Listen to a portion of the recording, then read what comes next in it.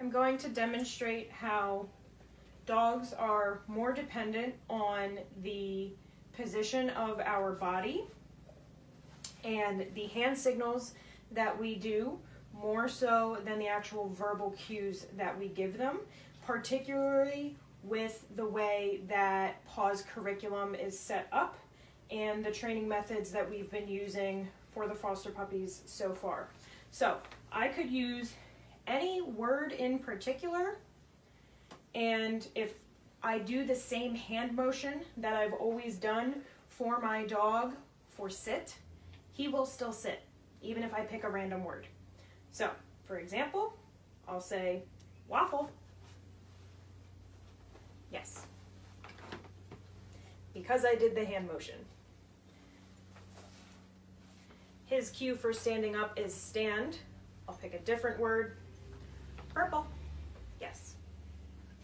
So he's following my hand more than he is following the actual word that I am saying. And I could just continue to pick different words.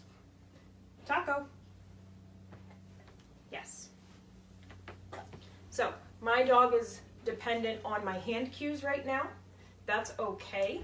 Eventually, we will work towards him being just on a verbal cue, but he's only 9 months old, so I don't expect him to be on only a verbal cue just yet. What I can do, though, is start to remove the need for my hand signals. And so when we first teach a dog to lay down, we do the hand all the way to the floor to help guide them into position. So we go all the way down. Yes, good boy. But that's not what I want to do forever. So over time, I bend over less and less so that I'm not bending all the way to the floor every time I'm asking my dog to do something. Sit. Good boy.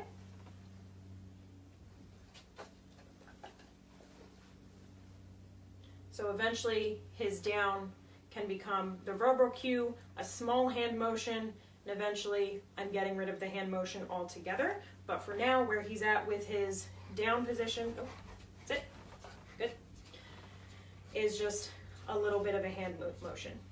Down. Yes, good boy.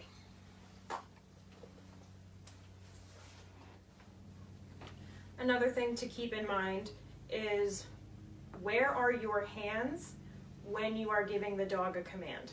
So if I always preface my command by sticking my hand into my treat pouch, that becomes part of my cue. Because my dog learns that this action is an antecedent, so it is a prior event that then leads to me giving him a verbal cue, doing a hand motion, and then he gets that treat. That's not necessarily causing the dog to be dependent on treats, but this has become part of the cue.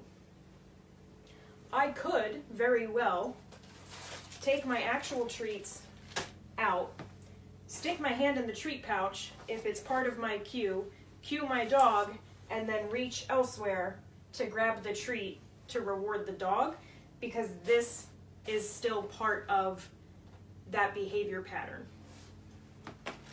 So what I can do is either keep my hands crossed at my belly, I could cross my arms, I could put both hands in pockets, I could put them in my back pockets, I could just leave them dangling by my side, but I don't want to constantly hand in the treat pouch, hand in the treat jar before I ask my dog for something, because they are becoming dependent on that motion being part of the cue. Sometimes dogs can get hung up on, well, you don't have the treat in your hand, so I'm not going to do what you just cued me to do, because again, it becomes part of the arrangement of every time my person asks me to do something, they have a treat in their hand. They don't have a treat in their hand this time, so they must not actually mean it. So, ways to work around that are not have the treat pouch on you at all. So I can put it somewhere else. Come here.